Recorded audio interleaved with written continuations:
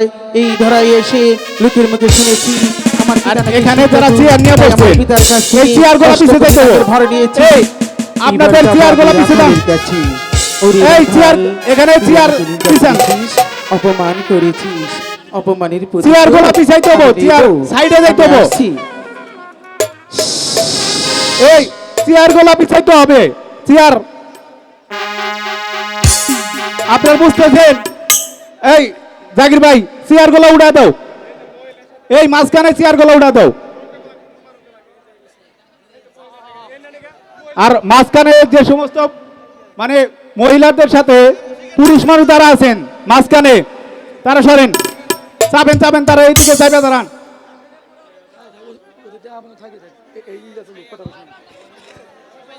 এই চেয়ারটি সাইড করে দেন এই অনুষ্ঠান চালান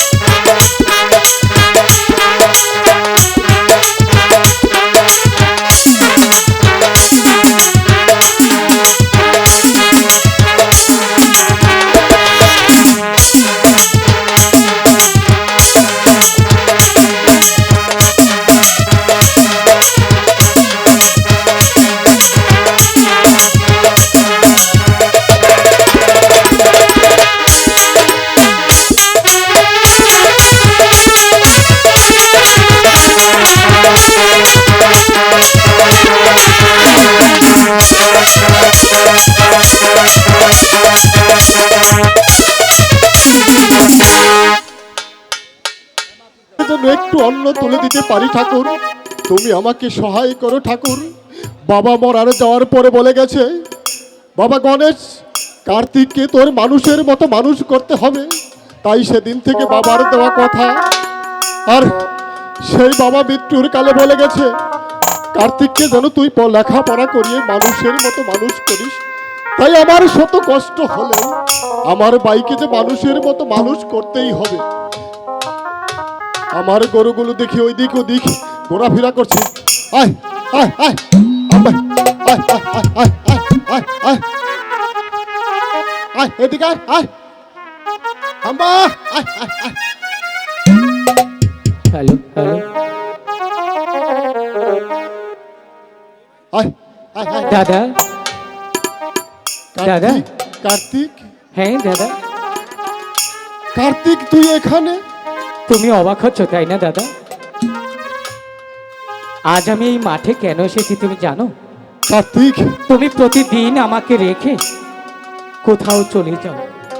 আমি যখন ঘুম থেকে জাগ না পেয়ে দেখি আমার প্রাণের দাদার আমার পাশে নেই, সেই থেকে ঠিক করেছি দাদা কোথায় যায় আমি সেটা দেখব।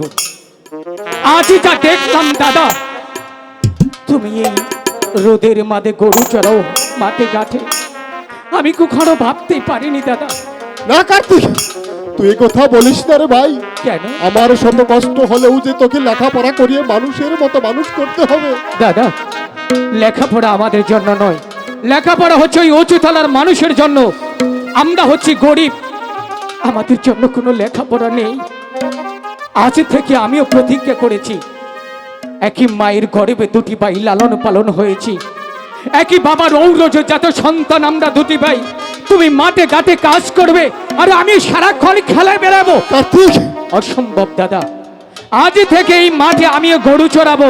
না কার্তিক, তোর কষ্ট যে আমি সইতে পারবো না রে ভাই। তাই বলছি কি কার্তিক, তুই বাড়ি চলে যা, আমি একটু পরে আসছি। দাদা কার্তিক তুমি কি আমার দাদা না ভাই? তো ভগবান, কে তুমি বলো দাদা? ভাইয়ের কষ্ট দেখে ভাই সহ্য করতে পারে না, এই তো। কি বলতে চাস তুই? আমিও তোমার দুটি পা ধরে বলছি, আজ থেকে তুমি যদি আমাকে গরু চড়াতে না দাও, তাহলে হয় আমি এই এলাকা ছেড়ে অন্য এলাকায় চলে যাবো দাদা। না কার্তিক, তুই যা বলিস তুই পারবি? আমাকে পারতেই হবে। তুই তোর কষ্ট যে আমি সইতে পারবো না। হ্যাঁ দাদা, আমি জানি তুমি আমার কষ্ট সহ্য করতে পারবে না, তার চাইতে বেশি কষ্ট আছে আমাদের গর্ভধারিণী মা। মায়ের মুখে আহারে ফোটাতে, মায়ের মুখে হাসি ফোটাতে আমাকে যে অনেক কষ্ট করতে হবে, আমাকে পারতেই হবে দাদা। ঠিক আছে কার্তিক, তুই যখন এত করেই বলছিস, এই বাবার দেওয়া লাঠি আজ আমি তোর হাতেই তুলে দিব কার্তিক। তবু যে আমার কষ্ট হচ্ছে রে ভাই। দাদা, কার্তিক মানুষগুলি যখন জন্ম নিয়েছি, শত কষ্ট থাকবে, শত বাধা থাকবে, তবু আমাদেরকে এগিয়ে যেতে হবে, তাই না দাদা? দাও এই লাঠিখানা, তুমি আমাকে দাও। আজ থেকে লাঠি আমি বাবা দিয়ে গেছিল আমার হাতে, আজ থেকে আমি তোর হাতেই দিলাম। তুই যেন এই লাঠির সম্মান রাখতে পারিস রে ভাই। ঠিক আছে, তুমি মাঠের এক প্রান্তে বসো, আমি গরুগুলো চড়িয়ে নিচ্ছি। ঠিক আছে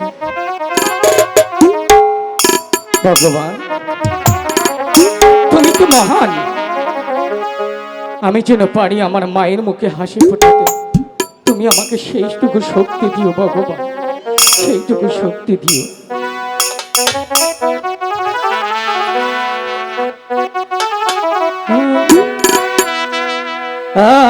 আমি তো গো দিবরাগা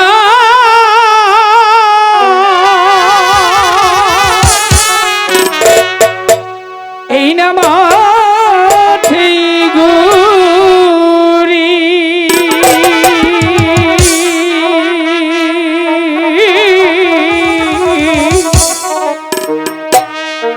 বাঁশরি বা যাইয়া পালে গরু বাছুর রাখি রে, আমি তোরা করি কাল রে।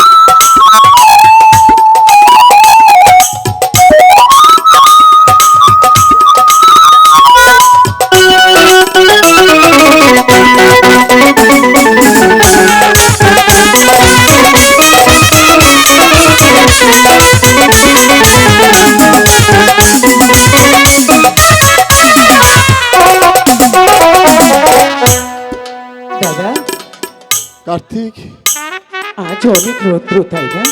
হরে ভাই, আমার শরীরটা না কেমন ঝিমঝিম করছে।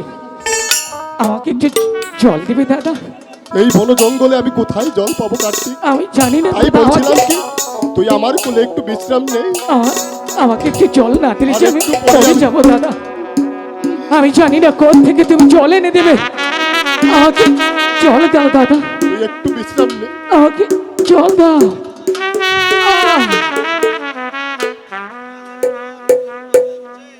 ওরে রাখাল, তুই আমাকে নিন্দা করেছিস, অপমান করেছিস। অপমানের প্রতিশোধ আমি নেব। আমি আসছি। কোথায় কালোলা? তুই শীঘ্র করে চলে যা ওই রাখালের কাছে। রাখাল আমাকে নিন্দা করেছে, অপমান করেছে। অপমানের প্রতিশোধ আমি নেব। তুই যা, ওকে ধ্বংসন করে আস।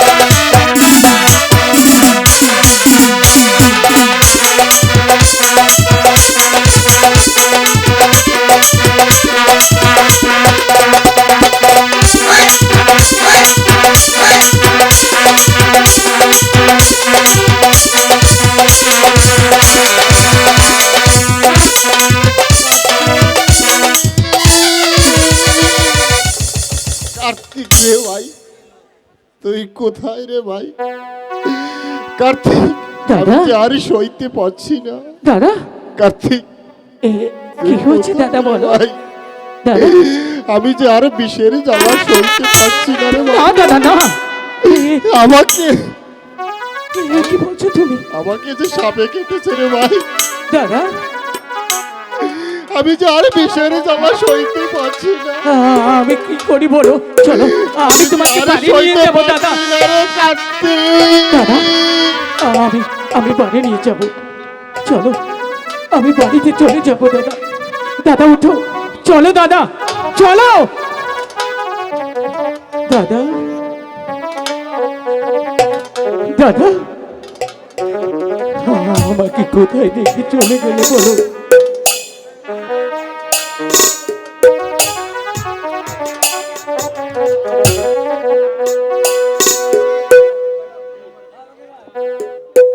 দাদা, কথা গো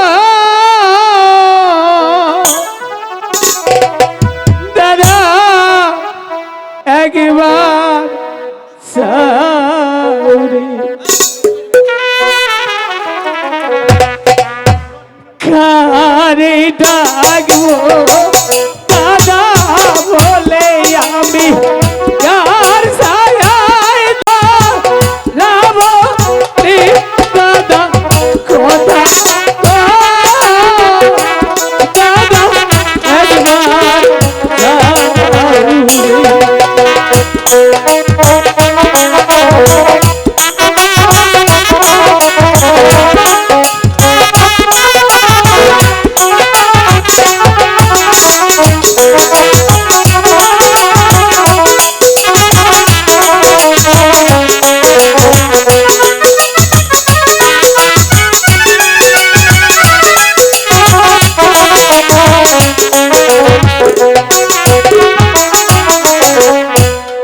কে ডাকিবে কার্তিক বলে রে দাদা, তার ছায়ায় যাবো রে দাদা, কথা ও দাদা একবার যাও রে।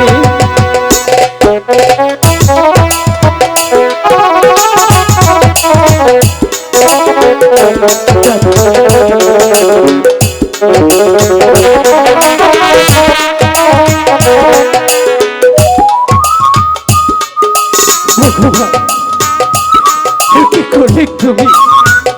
আমি কার কাছে যাবো বলো? এই পৃথিবীতে আমার আর আপন বলতে কেউ নেই।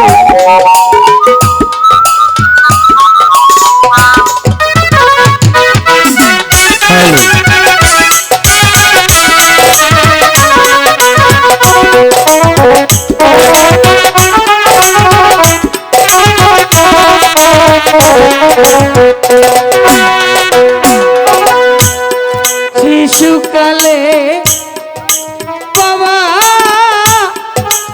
রাগো ভাই গো আজো হারা দাদা রে দাদা কথা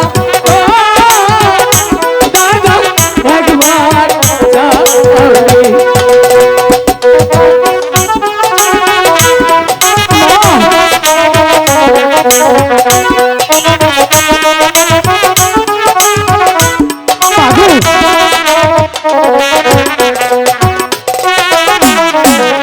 ঠিক আছে দাদা, আমি মার কাছে যাব।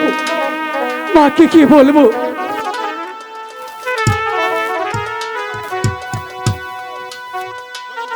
গণেশ, কার্তিক, কোথায় রে বাবা তোরা? আয় না বাবা আমার কাছে। দেখ আমি তোদের জন্য খাবার এনেছি বাবা। তোরা যাই 2 দিন যাবত কিছু খাসনি বাবা। আমি মা হয়ে তোদের মুখে এক মুঠো অন্ন তুলে দিতে পারিনি বাবা। ভগবান যে আমাদের কপালে অনেক দুঃখ লিখেছে, তাই হয়তো আমি তোদের মুখে এক মুঠো অন্ন দিতে পারিনি বাবা। তোরা কোথায় বাবা? গণেশ, মা গো, কার্তিক, এই তো তোমার কার্তিক দাঁড়িয়ে আছে। মা, কোথায় গিয়েছিলে বাবা? তুমি আমাদের জন্য খাবার নিয়ে এসেছো তাই না? খাবার এনেছি বাবা। আজ যে মা আমাদের হাতে আর সময় নেই। তোমার খানা হয়তো আমার দাদা আর কোনোদিন খেতে পারবে না। কেন? জনমের ঘুম ঘুমিয়েছে দাদা, এই পৃথিবী ছেড়ে চলে গিয়ে। না কার্তিক, না, এ হতে পারে না।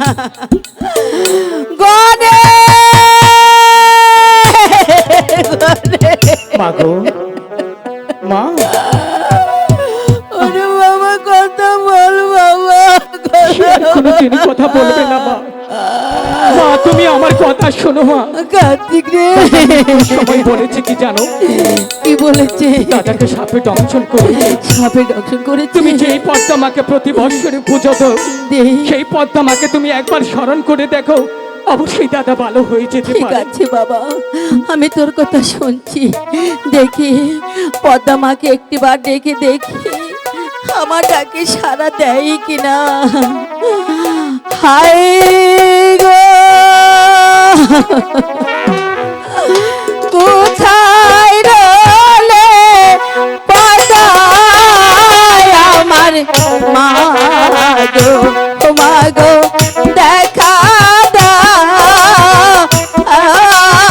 আসিয়া মা গো, মা তুমি কোথায় পদ্মা মা? মা গো, পদ্মা মা, মা গো, মা গো,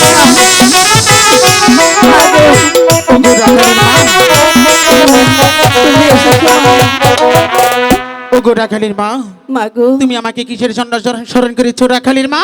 কেন ডেকেছি তোমাকে জানো মা? কিসের তোমার জন্য? কাল সাপে যে আমার সন্তানকে দংশন করেছে। ওগো রাখালির মা, বলো মা। তোমার ছেলে আমার সাথে যে বেয়াদবি করেছে, ওকে উচিত শিক্ষা দিয়েছি। তুমি এখান থেকে চলে যাও রাখালির না মা। মা না, আমি তোমার দুটি পায়ে ধরে বলছি মা, আমার সন্তানটা অবুঝ, তোমার কাছে ভুল করেছে, তুমি ক্ষমা করে দাও মা, আমি তুমি ক্ষমা ক্ষমা করে করতে দাও।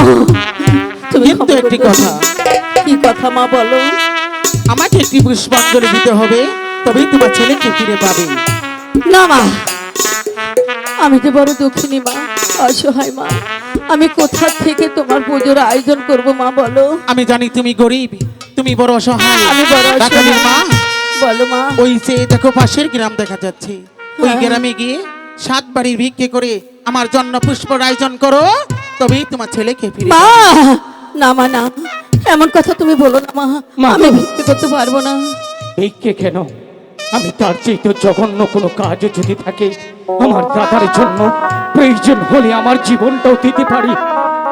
সারা জীবন মানুষের কাছে কোনোদিন কোনো কিছু চাইনি। কেউ যদি আমাকে বলেছে ওরে কার্তিক আমাকে বাজার করে দে, কেউ যদি বলেছে আমাকে মাটি কেটে দে, কেউ যদি বলেছে আমি এই জায়গায় পরিষ্কার করে দেব, কার্তিক, আমি কোনোদিন না করিনি, ওরে বাবা। হাত দেখাইনি। বহু গ্রামবাসী আজ সেই দাবি নিয়ে বলতে চাই আমার দাদার জন্য আমি তোমাদের দুটি পায়ে ধরে বলি আমাকে ভিক্ষে দাও। হলো গ্রামবাসী, যাদের কাছে টাকা নেই তাদের কাছে আমার কোনো দাবি নেই, যাদের কাছে টাকা আছে তাদের কাছে আমার দাবি হচ্ছে আমি মা হয়ে আপনাদের কাছে আমার সন্তানের জন্য কিছু ভিক্ষে চাই, যে যা পারে তাই দিবেন। হায় গো ভিক্ষা দাও গো, দাও গো, আল্লাহরে বাসি, বাহি গো, যারা দিবেন একটু হাতে বার করে রাখেন, আমারে যারা দিবেন একটু হাতে বার করে রাখেন। যে যা পারে।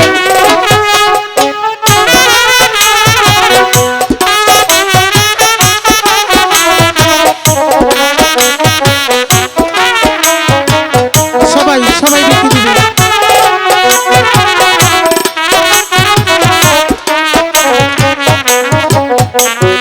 হায় গো টাকা পয়সা যে যা পারে, যে যা পারে।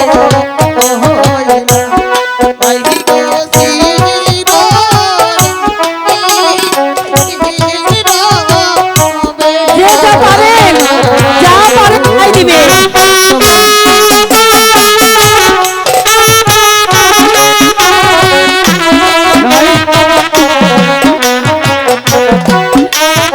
সবাই হাতে হাতে টাকা বার করেন, যে যা পারেন সবাই দিবেন।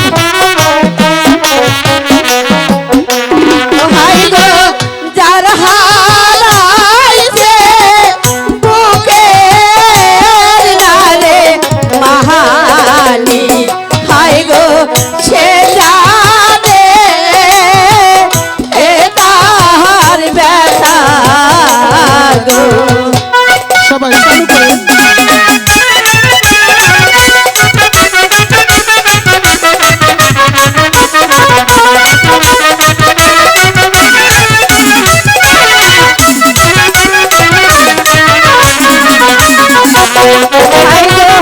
গান হারাইছে বুকের নারে মালি, হায় গো সে জানে এ তাহার ব্যথা গো। হায় গো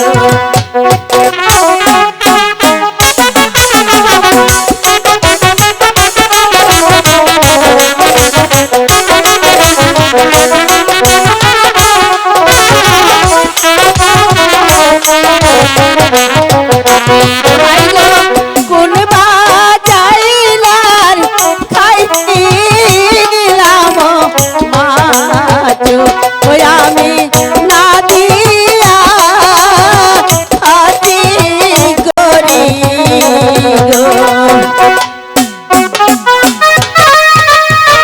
যে যা পারে, যাদের কাছে নেই তাদের কাছে কোনো দাবি নেই, আর যাদের কাছে আছে তাদের কাছে আমার দাবি আছে, যে যা পারেন দেন।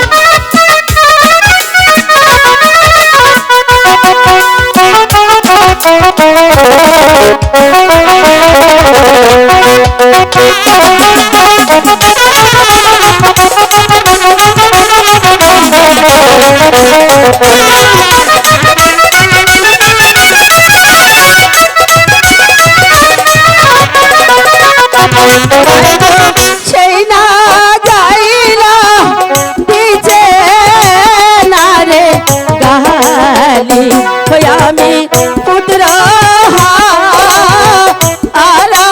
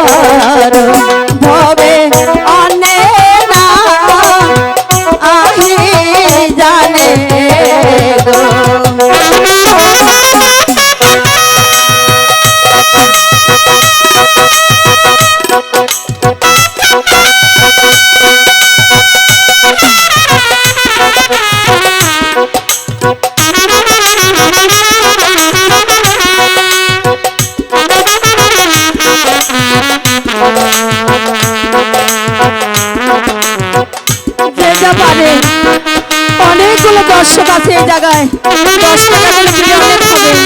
যেটা পাবেন দেন। আমার সন্তানের জন্য। ওকে রাখালের মা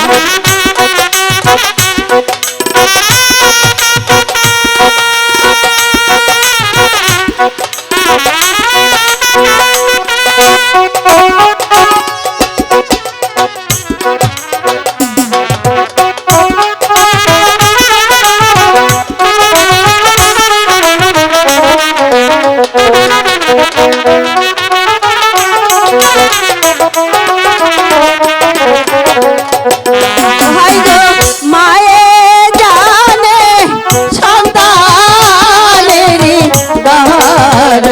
ভাই গো অনে না আহি জানে গো।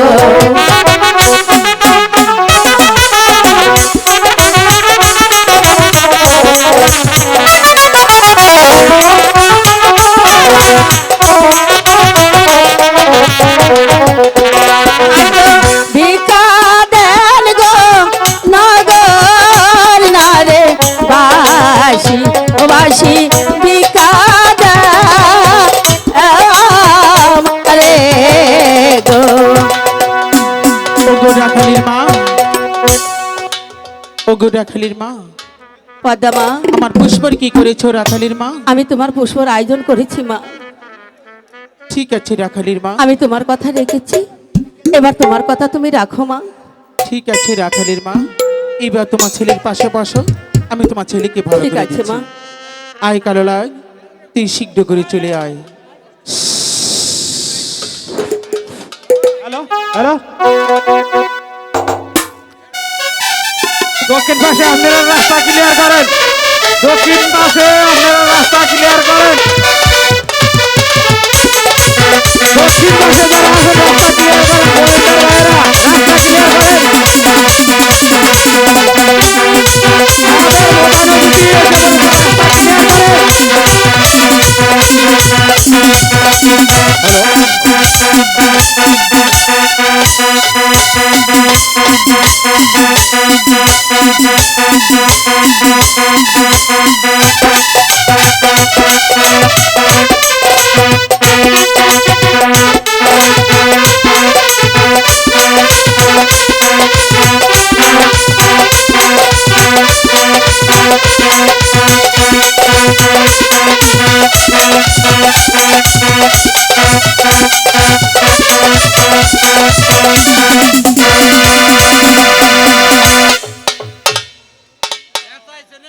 হ্যালো, এই দক্ষিণ পাশ থেকে রাস্তাটা ক্লিয়ার করবেন।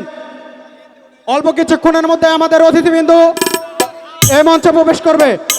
এই সাইডের রাস্তাটা একটু ক্লিয়ার করবেন, অতিথিবৃন্দর যেন আসতে কোনো প্রকার সমস্যা না হয়। ওগো রাখালের মা, এইবার তো তোমার ছেলেকে ফিরে পেয়েছো।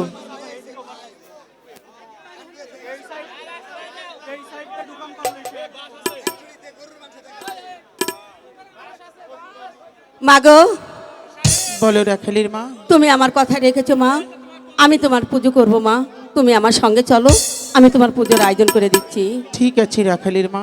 বাবা গণেশ, আর কোনোদিনও তুমি পদ্মা মার সাথে বেয়াদবি করবে না। যাও পদ্মা মাকে প্রণাম করো।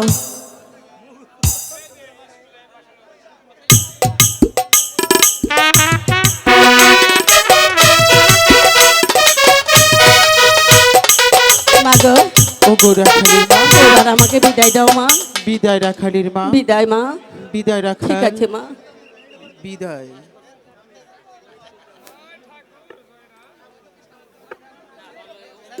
আর পিতার কথা মতো আমি এখনই চলে যাব ওই চন্দ্র সদাগরের বাড়িতে। দেখি চন্দ্র সদাগর, এই বিশ্বমাতা বড় সদাগর আমাকে দেবীত্ব স্বীকার করে কিনা, একটি করে ফাইল পূজা দেয় কিনা। আর বিলম্ব না করে এখনই রওনা হব চম্পাইনগর চন্দ্র সদাগরের বাড়িতে।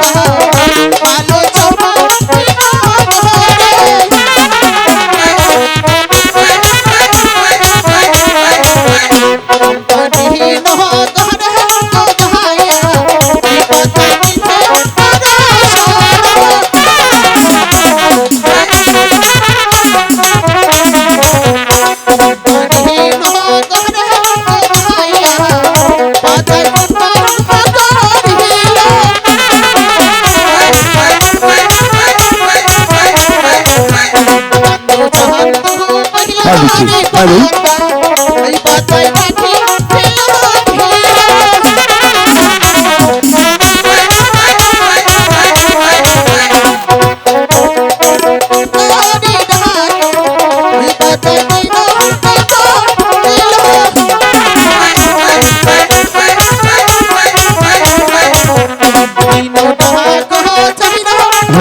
হ্যালো